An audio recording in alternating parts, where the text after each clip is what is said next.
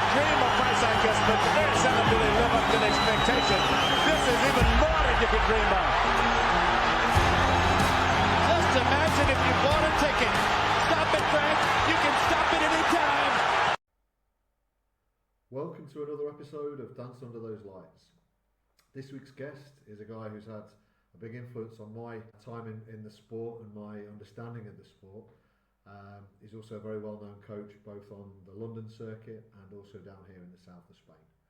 Mark Collins cut his teeth as a coach around a number of clubs in London, working with Mick Delaney at the famous Dale Youth Club, where he was one of the coaches who supported the development of both James De Gale and George Groves, before he went on to work with Steve Newland at Powerday Hooks, and again influenced a number of really successful amateur boxers like Damar Thomas and Patrice Magulzai, both of whom are current Team GB boxers. But then he moved out to the south of Spain and created the Mias Costa Boxing Club. I came across him about 4 years ago when my son started boxing, and to this day my son still prepares and follows some of the processes that Mark set out for him in those early days, and his technical makeup has been influenced a great deal by Mark, and the impression that he made on him have really helped to lay the foundations for my son's journey in the sport. So I have a lot to thank him for. He's now working with business people, with elite sports people, and a number of clients who need his help from a coaching perspective in general. It's not just from a physical well-being, but also a mental well-being and a general wellness perspective. I can't think of many people who are better equipped to be able to do that. I hope you guys enjoy this episode. It's a cracker, and it's the first in a number of episodes that will feature coaches from the sport who have perhaps not necessarily hit the heights in terms of the media coverage, but underneath the hood and the people within the sport, they're very, very well-known individuals who have had a real impact on both amateurs and professionals, but also coaches, the scene itself. I certainly want to shine a light on them because their knowledge, their understanding doesn't get shared enough, partly due to their own preference to perhaps shy away from the limelight. But there's too much knowledge in there not to share, in my opinion. Let's get to Mark Collins. Mark, welcome to the show. How are you doing? Yeah, good. Thanks, Kev. Yourself? Yeah, I'm not too bad, thank you, mate. A little bit full of cold, but all good. I've gone soft since we moved to Spain, so yeah, there's a bit about, as they say. There is. And before we get onto the boxing, big game for Arsenal yesterday. 1-1 draw. Happy with that? Taking a point, yeah, and it's been a tough week. Obviously, Tottenham we had, and then Bayern in the week, who were a very good side, by the way. It's disappointing though. Chelsea go to 10 men, and you kind of think, hold on, we've got to be 3 points in the bag here. But we'll take a point. It's not a loss, and we just got to move forward. We've got Brentford coming up, and Villa. They won't be easy. But it's all to play for still. Very early days for the league, but I'm hopeful. Listen, good to have you on the show. We're going to get into a warm-up to start off with, so I'm going to go dive straight in. People ask questions around favourite fighters, but I want to ask you to kind of isolate a run of fights of a boxer over the years where you've seen a boxer, not necessarily their whole career, but sustain for 3 or 4 or 5 fights, maybe a run of just high level. What's the kind of best run that you can remember in your life in boxing? Who would you say had the most sustainable period of impressive performances? Are we talking amateur or pro? Either. Well, I know you love. I know amateurs always your first love, but it could be either. Yeah.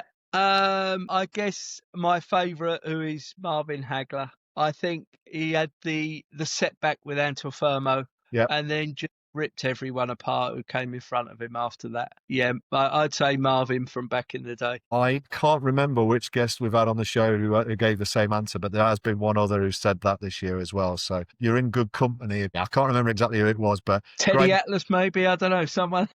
Yeah, no, I can't remember who it was, but listen, look, from my side of things, what a great answer, and what a career Hagler had, eh? The Hearns war was maybe peak. I don't know, but yeah, I think a lot of people out there would look to someone like Marvin Hagler and say, "What a career!" And we forget about what happened at the end with Sugar Ray Leonard, right? Yeah, for sure, for sure. But I think even though it was only 3 rounds, the Hagler Hearns, the war as it was named. I mean, that first round is still, it pops up all the time on different things, social media wise, doesn't it? And yeah, what a war of attrition. Both fighters there, both quality operators, and it's difficult because I still put that up there. Most people maybe look at Getty Ward and all of those, Yeah. Corrales and people like that. But I think, for me, because I'm such a fan of Hagler, I guess that was a proper demolition number and on top quality operator. We're going to talk a lot about how life has changed over the years, over our lives, let's say. And what does occur to me when you mention that is, I wonder what the reaction would be like on social media these days if that fight happened, let's say this weekend. Imagine how much social media would blow up after a fight like that, because we've seen some absolute barnstormers over the years, but nothing compared to that, in my opinion, in terms of, this microwave society. Everyone wants to see the highlight reel. The highlight reel of that first round would blow people's minds on social media today. 100%. That would be off the scale, and that would set them both up for life for sure. Because I think on the back of it, everybody would be wanting to jump in for the next one, the trilogy, and everything else around it. I mean, that will go down as a round of boxing like no other. But that said, there's plenty of other good first rounds out there, or other things to sort of cling to. But as you say, this era of social media, that would be all over the place. Yeah. Absolutely brilliant. Okay, your favorite era in boxing, your favorite decade in boxing, let's say. I think 70s into 80s. Sorry to cross over there, but I would say that era actually. After I think the Americans coming off the 76 Olympics, tremendous stars, all of them, and then going through, you got the back end of the Ali era going into Larry Holmes and people like that. So, and likewise, in the UK you had the Ben Eubank, the Watson, and all of them, performing. I mean, that for me, I would say probably mid 70s through to mid 80s as a decade was phenomenal. Love it, brilliant. And that US team, I mean, apart from Sugar Ray Leonard, I'm trying to think who else was on that team. I can't remember off the top of my head now, but and I've read a little bit about them, and yeah, you don't get that, the fame around US Olympic teams that you got in those days. They're just, they were like absolute megastars, weren't they? Absolutely. Yeah, no, it was. And I think it was the famous five, wasn't it, that sort of came through it. I've been fortunate enough to meet Henry Tillman, who got silver, but he beat Tyson in the US qualifiers. Yeah. And Henry he's from LA. He trained Prince Charles Martin, and a good friend of mine is manager to Prince Charles Martin, who AJ took his title from him. And I was able to spend a couple of days with them when they were over in his company, and he's a great character. He's Henry. Brilliant. Yeah, phenomenal fighter. Well, yeah, no, it's amazing that you get, we're going to talk about your career in the sport and your influences and what have you, but yeah, it's amazing to hear. You get to spend time with people like that. It's phenomenal. Okay, final question to warm up. You're a proud father, two sons and a daughter. If one of those walked into a gym for the first time, which trainer in history would you pick to mentor this person that you care so much about, that you love so much, and would need to look after their well-being, but would also help them progress as a boxer? Who would you choose? Ooh, interesting, that one. I mean, on the amateur thing, there's so many good ones that going back to the era that I mentioned, the likes of people like, Mickey May and West Ham and Mick Carney and those out of the lodge. But I think if we're going to go on a grander scale and we're looking at pro, I think you've got to go Cuss or Eddie Futch. I think just for the knowledge and how they would probably impart it. I think Cuss probably more so as a father figure, but Eddie Futch for what he did in developing people. I mean, they'd probably have to be heavyweights to go in and work with Eddie, because he had a great track record with them. that said, yeah, probably those two on the pro front. He did. That's two great names to throw in there, and actually a little bit of a link to the last episode in this series, because we had Wayne McCulloch on here, and Wayne was trained by Eddie Futch, so he waxed lyrical about just the human qualities of Eddie Futch. And I guess if you're going to entrust a trainer with the fortunes of and the safety and the well-being of your child, then I guess you'd be in pretty good hands. But if you look at it, there's some brilliant trainers out there who've had maybe one world champion, and that's an achievement. That's special. Absolutely. But to have the reign of heavyweights like he did, the likes of, I think he had an involvement with Fraser, Norton, Yep, Riddick Bowe. yep. Who else was it? Trevor Burbeck. Okay, yeah, I didn't know that actually, but yeah, I'm pretty sure Trevor Burbeck was one of them. So yeah, Wayne would have been quite small amongst the big boys there, but absolutely. yeah, I mean, Mike but McCullum phenomenal names as well. He had a body snatcher in there as well. So Yeah, just phenomenal fighters. And as you say, Wayne, very fortunate as an Irishman to go over to the US and be in that kind of company. I would have loved to have spent some time in the gyms around there. That's for sure. Brilliant.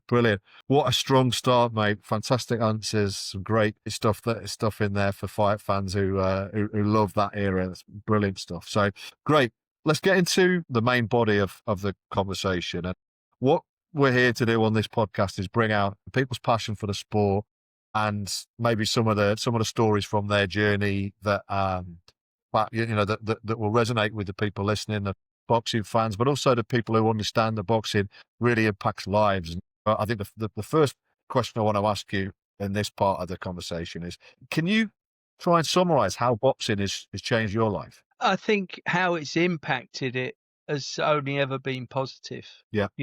There are no negatives to it. And whilst I maybe don't have the passion for it that I used to because other things prioritize, but there are no negatives to it, and I think there's so many, we always talk about the sort of obvious things, of keeping people on the straight and narrow and stuff like that. My parents went through a rough divorce when I was young that went on and on. But, don't get me wrong, I didn't have it hard as a kid like other people. Do you know what I mean? Yeah. So I don't look at it and kind of go, come out the ghetto, this, that and the other. But what I do look at is the discipline, what it gave me. I think the father figure impacts within the sport, people who are natural influencers, not like today's, online ones. They're natural influencers, how they shape your thinking and taking you, I suppose, from boy to man, because that's what it was. There were no females boxing then. That will always remain a positive thing, and I guess making mistakes and realizing that early on that you're going to make mistakes. You just got to get on with it.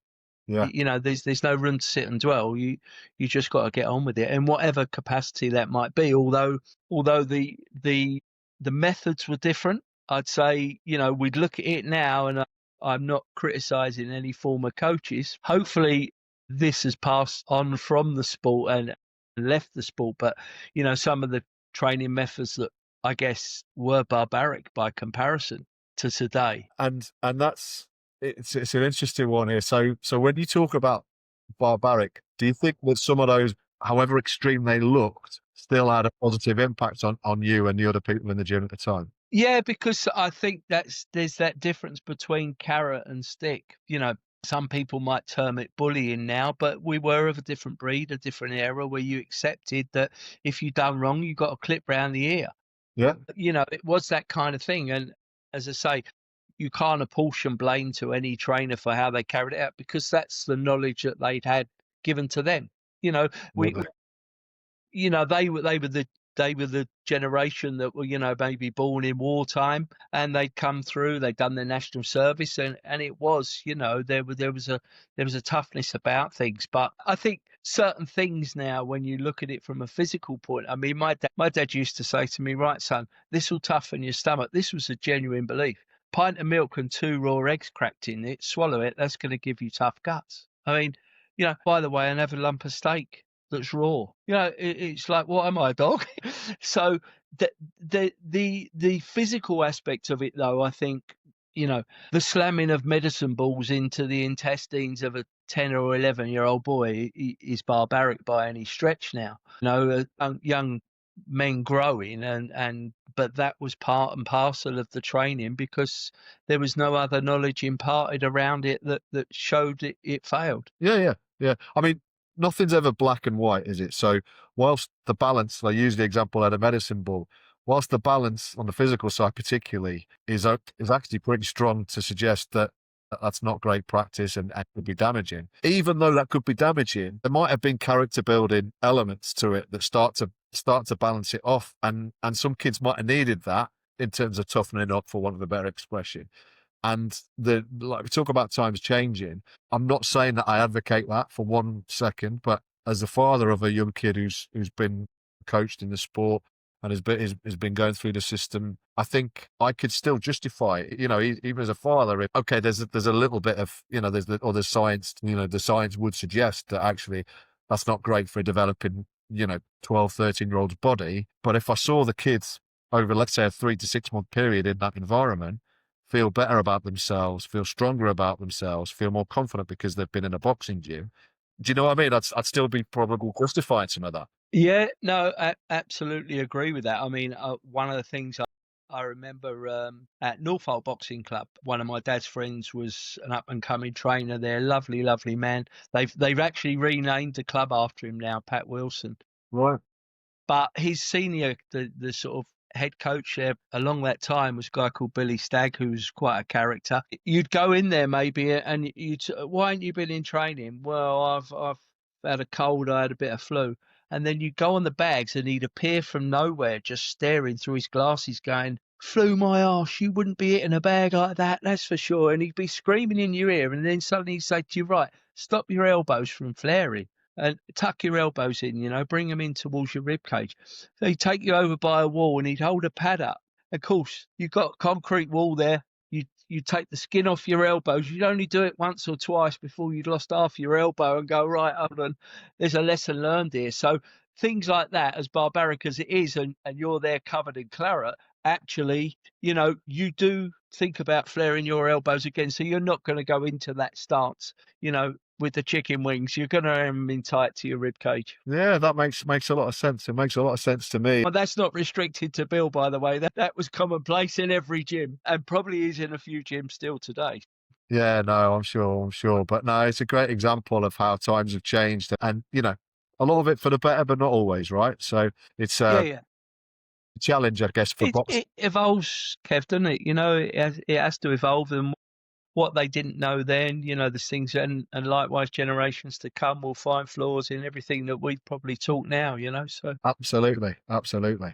So let's talk a little bit about how boxing changes lives. I never want this kind of this conversation, this show, to come across as just making boxing out to be this perfect process and this, but also that it's that much better than other pursuits that young people can follow.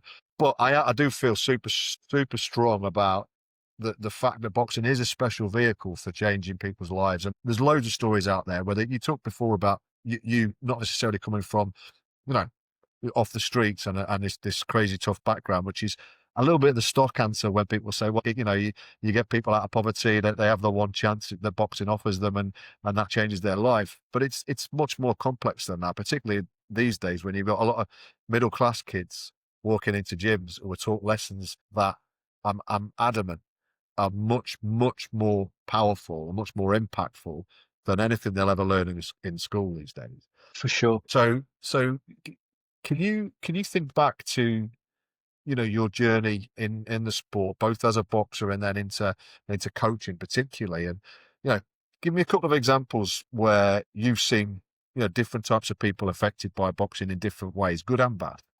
I think going back to childhood, it's a shame to see some come through in what we term as a punchy way because of how things were done in the sport. And again, it comes back to not having that knowledge at the time. Weighting differences, and no one in amateur boxing would tell me this didn't go on, that when a kid's standing on the scales, they had to make weight. So the trainer suddenly, on the old school scales would put their foot on the back of it. Oh, that's it. The Yeah. OIC's looking down and he's gone, what's his weight? And, or they got hand weights in or whatever it might be, because the show had to go on. And you would get a lot of mismatches, if you like, then. But it was more of a fighting sport back then, as I remember it in the 70s, Right. and boxers were a lot more active as well. They would have a lot more contests. So there was a lot more, or there is a lot more knowledge that's come to it now. So, that may be in a negative capacity as people. Such an important point, because it takes a lot of backbone, doesn't it, for coaches, for fighters themselves, for people around them to say, hang on, I know everyone's built towards this fight and towards this event and whatever, but we've got a safety issue to deal with here.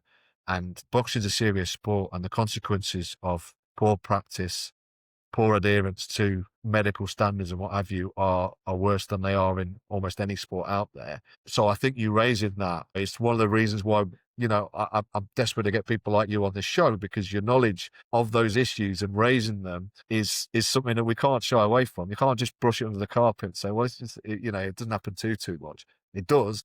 It has consequences, and I'm pleased as a father of a boxer that people with your kind of integrity actually, and you've put this into me from the early days, because for people listening to this and watching this on YouTube, Mark is as big an influence in boxing on me as anyone's been. Because I was a fan, and then I was a father of a boxer, and Mark's influence in the early days really set some standards for me, and told me what to look out for, and also told me some of the non-negotiables that he, as a coach, would not compromise on. But it's really interesting that you raised that, and really, I think, important as well. I think, yeah, for sure, and that's just a natural thing. If you look at the national squads now, and I often cite this to people, if you looked at the national squad standing there back in the day in their England or GB tracksuits, you'd know they was boxers. Yeah. You would look at them and go, what sport do this lot do? Off to the Olympics, where they're all fighters, you can tell, because there was that sort of broken nose and cauliflower ear type thing. Look at them now. They're pretty boys, pretty girls. And again, I think that's just where things have progressed and how things have evolved as far as health and safety in the sport. But I think, from your initial sort of question there with regard to positive influences that have changed lives in boxing, I think I look at Dale Youth. My time, I was at 5 years in the juniors at Dale Youth, and there was probably mid to late 20s, different nationalities and ethnicities there, all coming through the door. Everybody had to get on. There was no favoritism. There was nothing. Everybody had to get on. It doesn't matter who you are, what you are, you come through that door. And, there were kids that were having battles there, postcode wars, just to get to the gym to come and train. I mean, that's kind of, the reality of it. We were in the basement of Grenfell Tower. That's where the gym was. Yeah. And I think that diversity and it is a positive for each of the lads in there who used to come in and train, because they just had to get along, and that's how it was, and no one was going to tolerate anything different. But from that comes so many things, and I think, when you see a kid who's maybe overweight or comes in or he's very quiet, lacking confidence, that within a few months they're training in a gym and suddenly they're having a lark about with the lads, and whatever it might be, they've got a new social circle. And if you ask yourself the question, what it takes for a kid or an adult even to walk into a boxing gym, there's a good reason why someone goes there. And it's known there are far more injuries in skiing, equestrianism, rugby, etc. But it's the intent. You're going in there to hit someone and run the risk of being hit yourself. So there's a certain mindset required for someone to go into a gym, and many go in who find it's not for them, and there's many who can't control their temperament. That I remember someone in particular that I knew, who's a couple of year friend of mine, his younger brother, just had a mad temper on him. Every time he got jabbed on the nose, would just lose it. It'd be fists, feet, whatever he could use, and he just had to walk. Yet, actually, I can't help thinking his movement, he would have been a great little fighter, but couldn't control his temper. So the discipline element plays its part then, and I think that's what stands people, in good stead going forward in later life. Absolutely. I mean, the benefits of, like, say, in terms of personal development, standards, discipline, application, hard work, respect, like you say, that it it it demands, the sport demands it. It's a serious sport, and it's you're either in or you're out.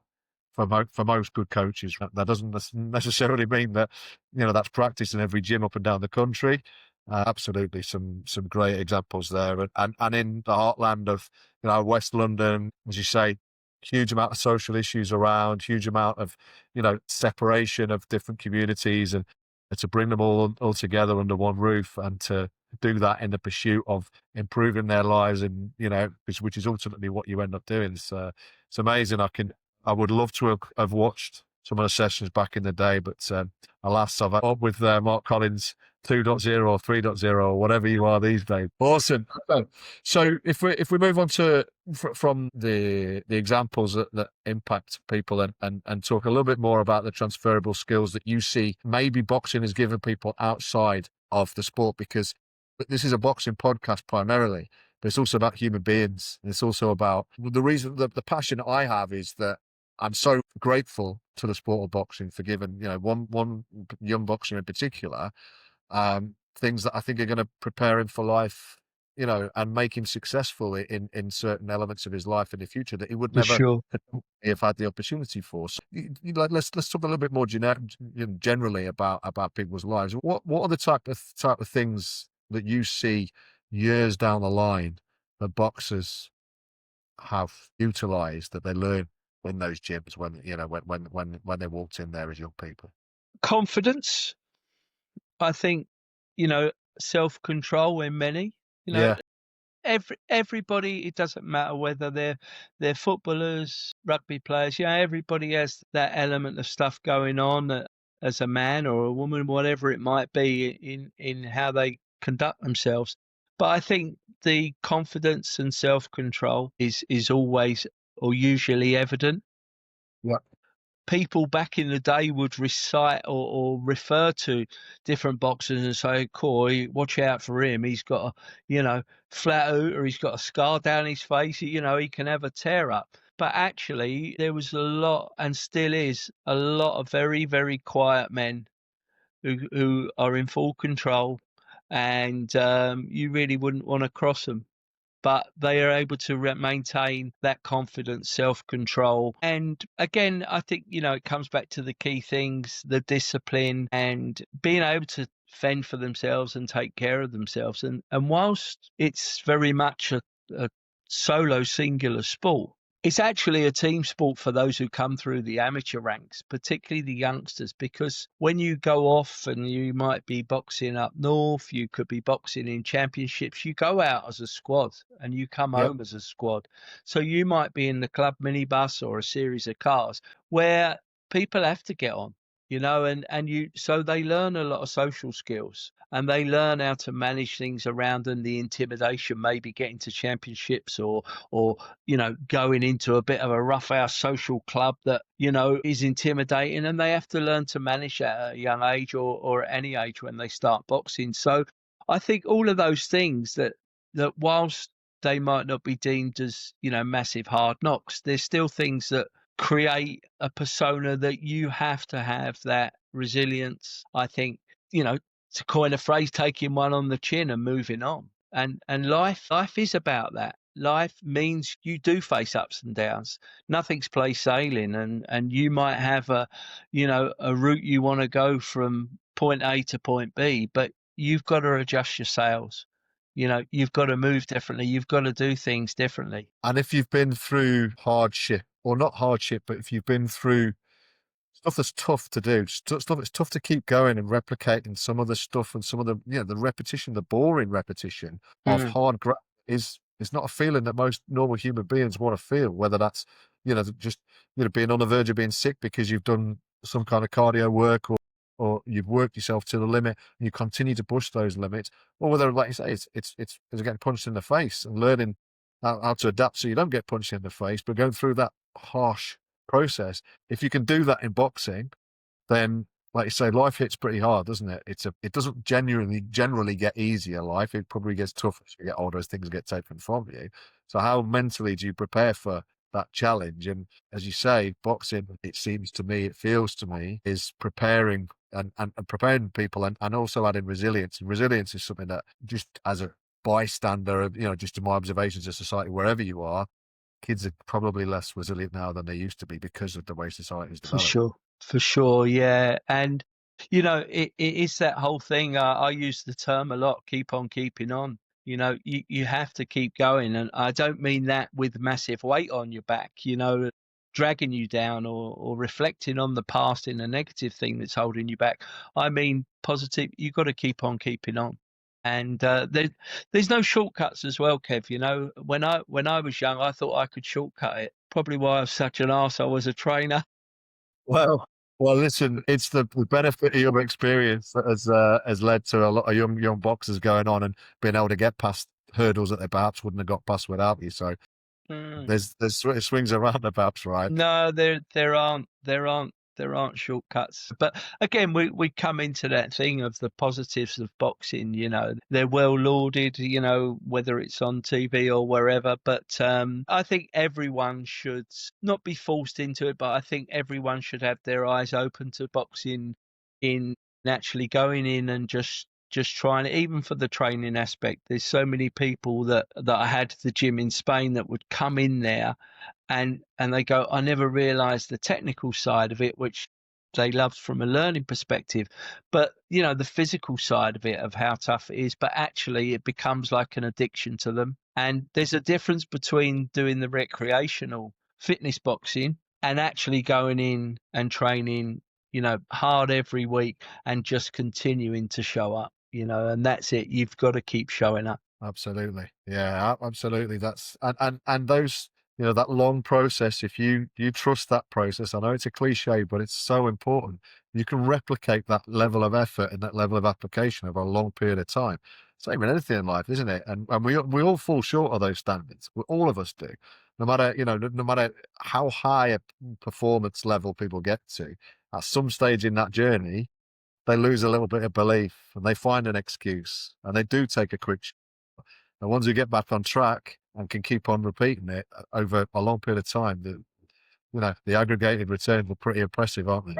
Yeah, and risks as well. I've took risks in business and fallen flat on my face with it. And and that's exactly what would happen in boxing. Yeah, You probably would fall flat on your back or on your face with it, because you take too many risks, you open up and leave yourself exposed. So there's many parallels to absolutely. both business and life in general, and how we conduct ourselves. Absolutely. Great observations. And I think for anyone listening to this who's interested in life in general, or sport, in coaching and development of human beings, in just the, human nature, all of this is a bit of a study into, how boxing doesn't necessarily need to be about winning, about you don't even, you can walk in a boxing gym and never actually get punched in the face or punch anyone else in the face. But if you go through some of these processes, probably going to help you to develop skills outside the ring that will benefit you. And I can't speak highly enough of I guess my experiences and what I've seen, from parents who learn about the sport, who watch their kids go through it like I do. You just use the example of like box fit, mums, dads are on the morning after dropping the kids off at school, and just the confidence and the bits and pieces that, I've seen you add into people who've gone on to, let's say lose a load of weight or gain some confidence or gain some physical capabilities that they never thought they'd be able to unlock. It's just phenomenal how many different ways it can impact people's lives. My old man had a stroke a few years ago, and I often think, I see in Guernsey, where I'm from, there's a boxing class for the Parkinson's local Parkinson's charity, Mm. and it's doing amazing things for people who, in their 70s and 80s with restricted, physical capabilities these days. It's changing the quality of their life, and all of this stuff I think makes the sport and the pursuit of what sometimes you can go after in a boxing gym quite magical to me. No, definitely, Kev. I think, it's as much cognitive as it is physical as well. What Yeah, you said there, there's some coaches, and I can't think who now, but I know some coaches from old on the amateur circuit that got into doing some of that, the Parkinson's and working with people who have, serious sort of, illnesses and conditions that they're doing a great job with, really. it is phenomenal, and it's nice because they can have that interaction with the sport and actually enjoy it in their own way, whatever they can to the best of their capability. Absolutely, absolutely. So let's talk a little bit about, just bring things right up to the current day in terms of what you're doing now. So the challenges of modern life, men's mental health particularly, is a topic that I think, particularly the sad passing of Ricky Hatton recently, Mm. and the foundation that's been created in his memory. It's a good time to be talking about this. There's never a bad time to be talking about this, right? But tell us a little bit about what you're doing now, and give us some insight into how important you think this is in life these days, and how to address it. So now I just focus solely on coaching and mentoring, and that's not in anything related to boxing, although there is a side thing that I do with that as far as fitness and stuff. But I tend to work with men primarily. Yep. Men don't talk, they don't share. We talk, but we skim over the things that we probably could do with talking about. And there's some crazy statistics around, it's the highest killer of men under 50. And actually, it's the highest killer of boys from age 5 to 35 years of age. It's phenomenal as far as suicide. I don't go into the medical aspects. I'm not a trained counsellor. I'm not a psychologist, but I would refer people if they are in that darkest space. From my perspective, I sit in, if you like, a niche area where I look at 4 key areas in people's lives, and that's just born from experience. I love what I do, Kev. I have a passion for it, and I think the passion I had when I was coaching boxing, on a regular, I just feel like I found my true vocation with it. I love what I do. I've got a lot of experience from apprentice to sort of boardroom, in business. I've had some success in companies, and I've had some failures that have cost me dearly. And but they're all life's learning experience. We always say, it's great to get the W and get the win, but the L is for learning, not losing. And I think Brilliant. imparting that on people is actually looking at 4 key areas in their life. That's their career, their family, how they are, relationships, and their health, their well-being, how they take care of themselves. And I think for men of all ages, everybody has something going on, and there's plenty of strong CEOs that I work with who would never dream of coming to talk to someone, but actually they find a way, because it might be that they're going through a divorce, or they're going in and they're eating and drinking too much. They know they're drinking of a night time, whatever it might be. Successful in one area, struggling in maybe another. So mine isn't as deep and dark as those that are struggling with deep mental health. Yeah. Mine is more about professional and personal growth and development. And I think everybody needs it. They need that outlet. And I sit down, we'll talk with people, I have fun with them. We might do a cold dip in the sea. It could be a little bit of physical activity, but we'll uncover what it is that's niggling them. And I think it's important also to explain, because people maybe think mentoring, you're just working in schools or you're doing whatever it might be with young people. It's not. It's a different form of coaching, if you like, where you're adding in your experience of life, or you're providing guidance. And whereas the coaching, it kind of works on an 80-20 rule, whereby 80% of the time I'm letting clients and people I talk with figure it out for themselves. I'm just giving them some key strategic things maybe to respond to that they can unravel, and it's important they figure it out for themselves. Again, Yeah. it's back to that no shortcuts. Others, I work in a coaching and mentoring capacity, so I will do that listening. I will sit there and let them unveil, but where needed, I'll give them that helping hand, whether it's in a business capacity or my experience of relationships or family or whatever it might be, you know, people going through divorce or whatever it could be. But you know, it's about giving people hope. More than hope, actually, it's putting them in a brighter place and having them up for it, you know. Such an important task and relevant task, and I think there are so many great leaders, coaches, sports people, people who society look to as beacons in everyday life, and yet they don't necessarily have someone to turn to.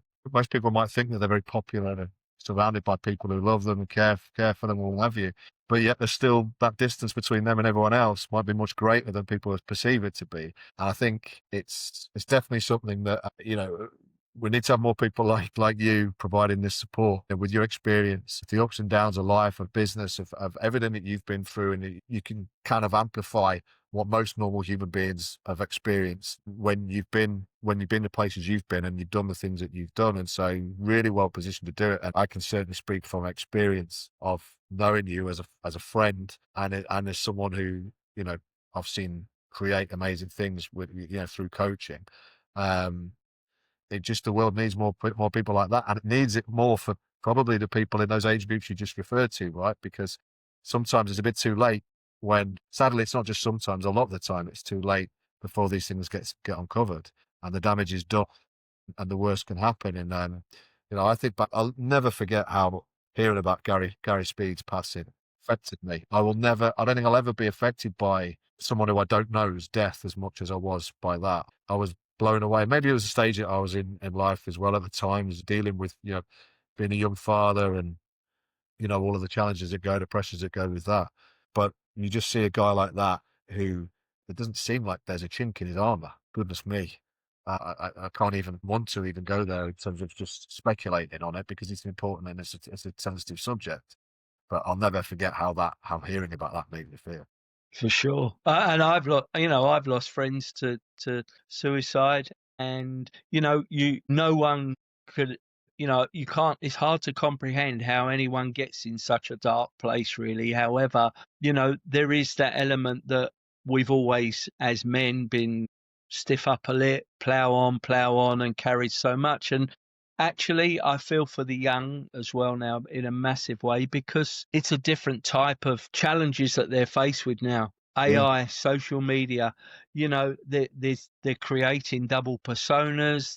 They're not sure which persona to be on this particular day. And I'm not saying generalizing here, but I'm just saying the challenges that they're faced with, and keeping up with the Joneses and people putting their best lives online and all of these things. There's been a distinct change in masculinity. Yeah. And I think, and how it's perceived now. People don't know what's right, what's wrong almost. There's a big lack of guidance there all round, I feel. And it's quite confusing, for the young now, and expectations on them. It's tough for them. But again, for the old guard, if you like, when I say the old guard, I mean, people in middle age who are suddenly faced with a divorce. They thought they were going to be married for life, or they face the realities of a business closure or being laid off at work and all of those things. And the amount of pressure on them and the demands and everything, that sometimes, it might be what they put on themselves, but it doesn't matter where it comes from. The reality is they have to face it. And if you don't have that outlet or that clear space to see the wood through the trees, it is as much, I think, now about how do you create prevention and not just try and rely on cure. And what you said there, I meet with guys who so much of it is about a cure, as opposed to the prevention aspect of maybe meeting with younger people, or actually getting people to find a balance and say, okay, what is it that troubles you now? Okay, what can we do to, right, maybe if you thought about a bit of exercise, what's that diet of yours look like? Is that getting you down?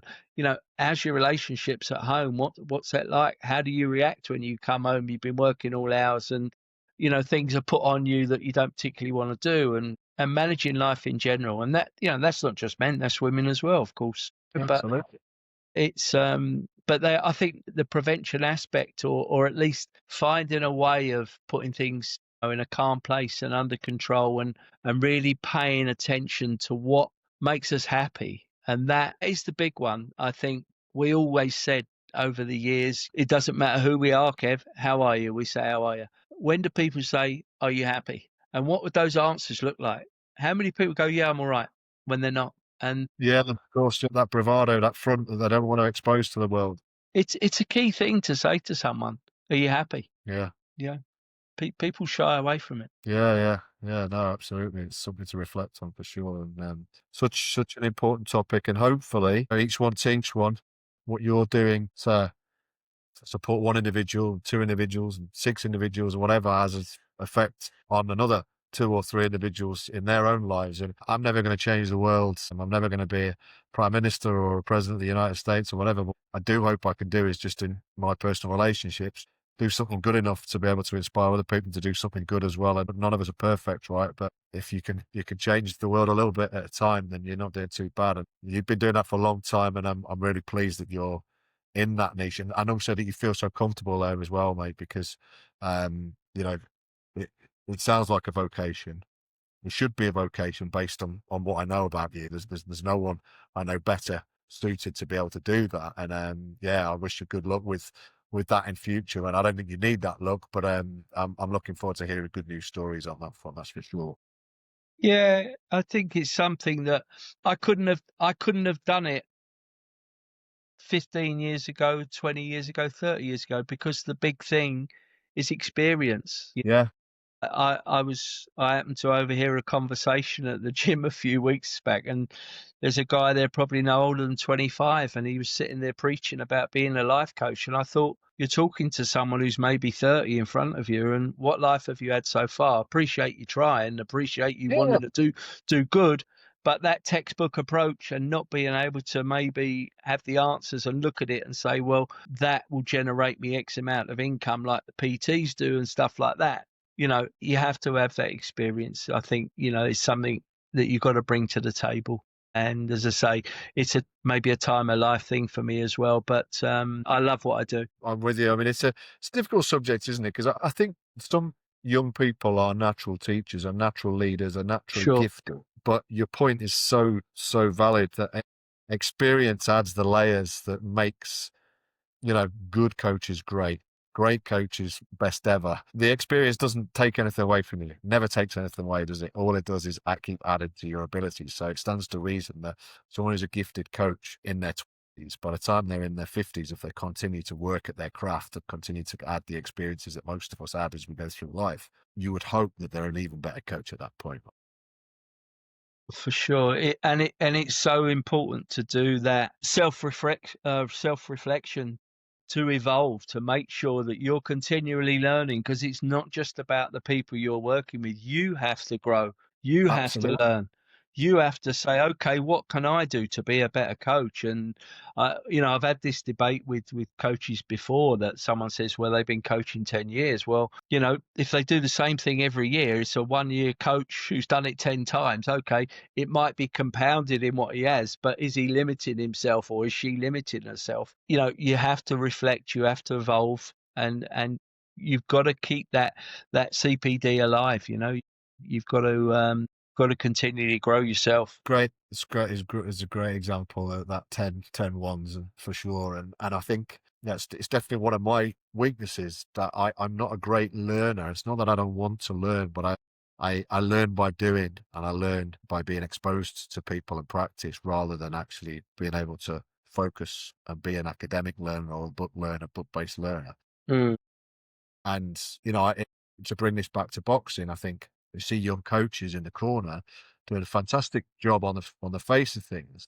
But when they hit the skids for the first time or the second time, as invariably happens with every boxing coach, do they look to bring in people, or did they in the first place look to bring in people who could teach them at the same time? And I'm thinking now about the likes of, let's just say, bringing in a Kerry Kays into the corner, or or a Jimmy Tibbs, or, you know, someone with a benefit of experience to add to a young coach who might have an incredible knack of communicating well, of simplifying complex coaching topics, of motivating someone over a long period of time, but they might just be missing that X factor that someone who's got 40, 50 years experience in the game might bring and complete that corner, at least for that moment in time. And it's an interesting one. I hope that I'm wise enough to be able to spot those opportunities from in my own life, because I see examples, like I say, in boxing as an example, where I definitely feel like certain corners could do with just that little voice of experience in there.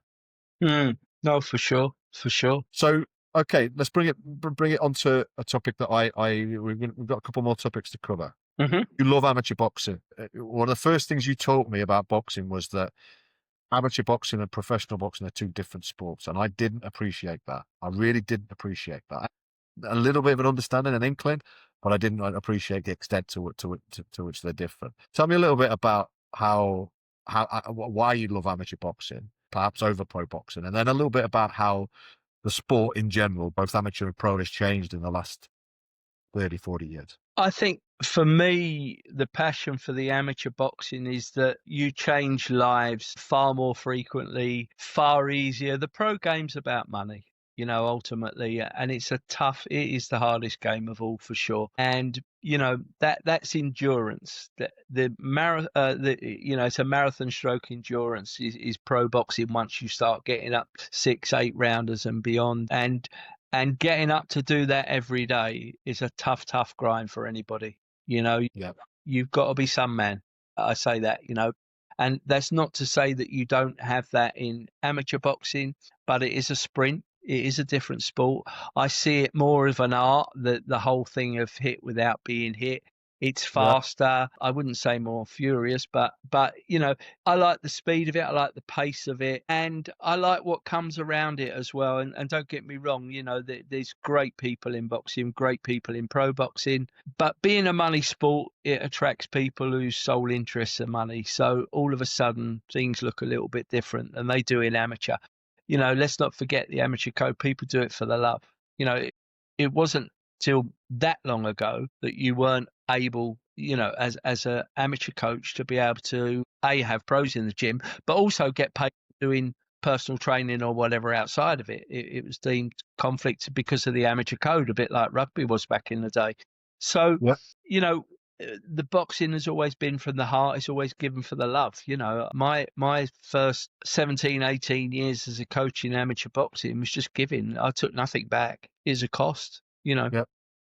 So, but you do it for the love. So I think you have a different attainment to the sport. You have a different way of how you maybe view the sport, because it is about not just progressing people in the you know, what they do boxing, but also their lives as well. You know, as I said earlier, you see someone come in the gym, they got no confidence, and next thing they're winning schools championships, and you know, they've got something in life that will never be taken away from them. And it's not just about those that are successful when they're in the ring as well. It's what they carry out of it. And, you know, I think overcoming those challenges is different. But the pro game, I think for me, you know, I did love it, and I will watch the fights. But, you know, Ben Eubank, the recent one, I have no interest in it. You know, for me, they're two guys, and don't get me wrong, you know, it's a cash cow for them. You know, it started with the names of their fathers because of, you know, what they went through, which were epic contests. But, you know, in reality, I think there's a lot of pros who are journeymen out there who don't, you know, see the paydays. They don't get the limelight. They don't get the attention or attraction. They got to find it their own way. So, yeah, I think it's a seriously tough game as well, the pro game. You know, the disappointments, fights getting cancelled, selling tickets, whatever it might be. And I saw something that Eddie Hearn said, you know, you have to put a perspective to this. If you've got someone who's got 1 million followers, or, you know, 200,000 followers, you know, they're not being asked to put bums on seats, but they will generate those big paydays for a British title fight. Whereas he said someone came to him with a ridiculous demand because they said, you know, all right, I've got no social media presence, but I'm a recognised good fighter. And he said, but how do I generate that money? So it's a tough gig for the promoters for sure. I mean, they don't ride like the bookies. They don't ride around on push bikes. We know, but I think, you know, from a boxer's point of view, it's a real tough grind as a pro for sure. Whereas the amateur thing, you know, is also tough, but it's a choice, and it's not something where you're doing it to put food on the table, which is a different mindset, a different training, you know. So for me, the two are worlds apart. Yeah. We Yeah. throw No, the great. same punches, you know, create the same defenses, albeit, you know,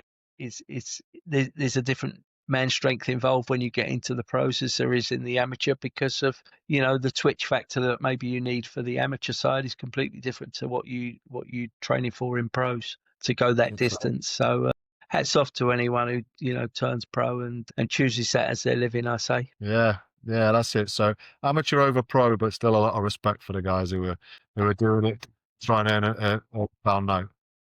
100%, 100%, yeah. But I don't go to watch pro fights like I used to, but I will always go and support when possible those that have come through, you know, the likes of Powday Hooks, Islington, or Dale Youth, where I coached at. So Yeah, yeah, no, I can attest to that. I've seen it, and we've spoken about it a lot over the years. So it's interesting. It's funny. I remember you telling me a story about Dennis Andrews as well, which is something that always. I think you bumped into him on the way home once, didn't you? Just to, you know, and maybe at the time light heavyweight world champion. You know, just as normal as they come, walking on the street with a carrier bag or whatever it was in his hand. It's an amazing sport in that respect, isn't it? I came out of a Wembley Park station, was walking down. I got a feeling it was Bruno or one of them, Kayla maybe, was boxing at Wembley. And I walked down with the crowds and I looked, and this fella was walking, and he was kind of one leg in the curb on one because of the crowd. And I thought he looks for me, and I got alongside, and he had a copy of the Evening Standard stuck in his back pocket, you know, just scrolled up in there, walking along. And I looked and I went, Dennis, and he went, how you doing? You know, and he was at that moment in time, you know, light heavyweight champion of the world. Unbelievable. But, you know, that's not unheard of in other sports for sure. But I like Dennis. I thought, you know, he was never what you'd say was a crowd pleaser, but tough as old boots. I mean, tough as teak, that man. I mean, phenomenal. And what he did, just again, you know, exemplifying the grind and just, I mean, yeah, absolute proper old school warrior was Dennis. But yeah, there's quite a lot of stories like that, I suppose, from over the years. Mate, you know a lot of people out there. You don't always just drop the names in, but you know there's a lot of people that you know in the London scene, particularly. You know, London sometimes was a little bit like the boxing world, and so many famous names that you've come across over the years, and all of which have contributed to, you know, the knowledge that you've been able to impart as a coach and as an authority on the sport. And people like myself benefit because of that. So that's brilliant. Some amazing stories. I'm looking forward to hearing many more over the coming years. Just to close, we usually talk about current affairs in boxing to close off the show, which is usually in the professional sport. But let's go to two guys who you know very, very well and have been instrumental in their development. Magazi. I don't know exactly how to pronounce his surname, but Mulgazi, right? And Damar Thomas, both on Team GB at the moment. I've followed them closely, having first come across them, I think, when they came across here a few years ago to train under you. And I just want to ask you really about how you're enjoying watching them develop on the international scene, and what you're looking forward to with their careers. Yeah, phenomenal. Both of them have just worked hard. And listen, I'm not going to take any claim for bringing on both of those.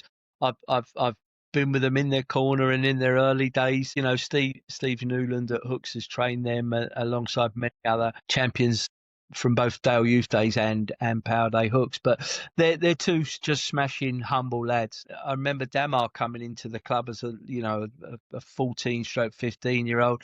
6'2", 6'3", or whatever, and it felt like in no time at all of a sudden he's boxing and gets himself a world youth silver medal, which I was there for in Spain, and I personally thought he won, but a very good Cuban. But he's won the under 23s for the weekend, the European under 23s, and just stopped his guy in the second round. He stopped him all the way through.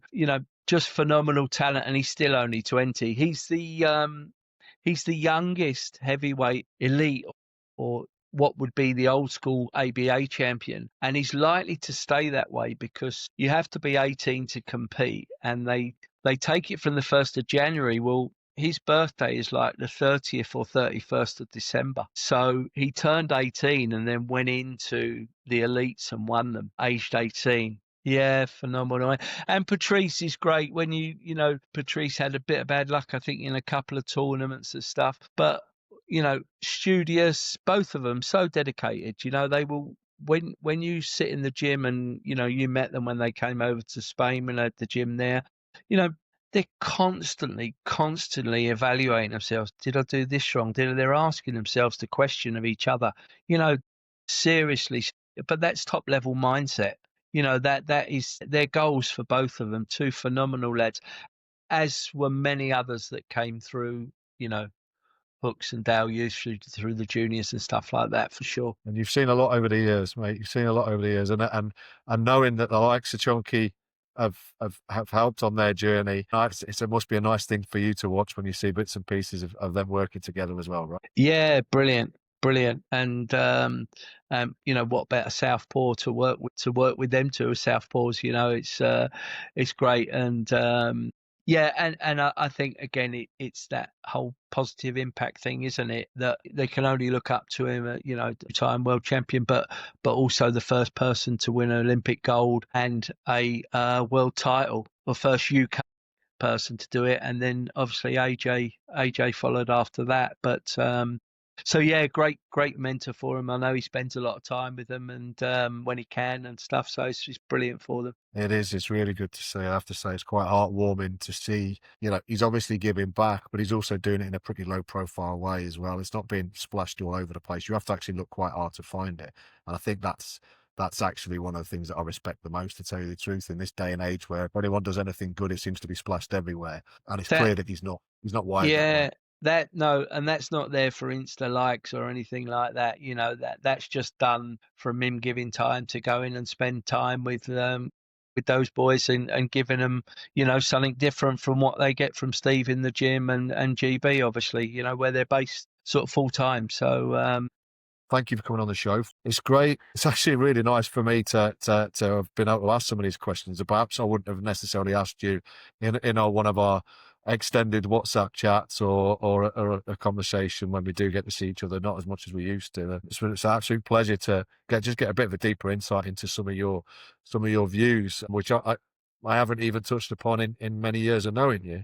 Congratulations on everything you've done in the sport, and the impact you've had on so many young people, because that's the real gold. Olympic gold medals, ABAs, juniors, seniors, Team GB athletes now, and everything in between, and a book of contacts in the sport that goes far beyond anything that most people have in the sport. You're not there for Insta likes, mate. You're there, and you just helped a lot of young people on their journey, and you've helped me. And you've helped my son. And I hope you continue to be there. You're one of the day oneers on that front. Having done his corner, his first ever time in a ring, in a skills bout over here, and I'll always be grateful for that influence. But yeah, just again, blowing enough smoke up your arse next time. I'll be digging in the ribs a little bit. But thanks so yeah, much. I appreciate that, Kev. I'm a minnow in the sport compared to so many trainers out there. When you look at those who have given it their lives, the Mickey Mays, the Mick Delaney's, the Stevie Newlands and Stevie Isers, and so many people, the Haglands down at Islington, cracking family there. So there's so many influences that I look at, and I think, I'm a bit part to what, people behind the scenes at Dale Youth, Peter Carson, Ernie Harris, and people like that. Yeah, there's so many there, mate. So appreciate what you're saying and thanking you kindly. But I'm a minnow compared to many others out there. Humble as always, and real, and I get what you're saying. There's some big names that you've reeled off there, and they perhaps are more lauded, but by the same token, there's also hundreds or even thousands up and down the country and in other countries who are running amateur gyms who will never ever see the light of an Instagram page or whatever, but are changing lives every day, and that's the important thing. Yeah, that's the impact that's important for sure. Yeah, brilliant. What a pleasure. Thanks so much, mate. Thanks for coming on the show. Looking forward to seeing you again. Thanks, Kev. All the best. Cheers. Cheers, Mark. Bye. Take care, bud.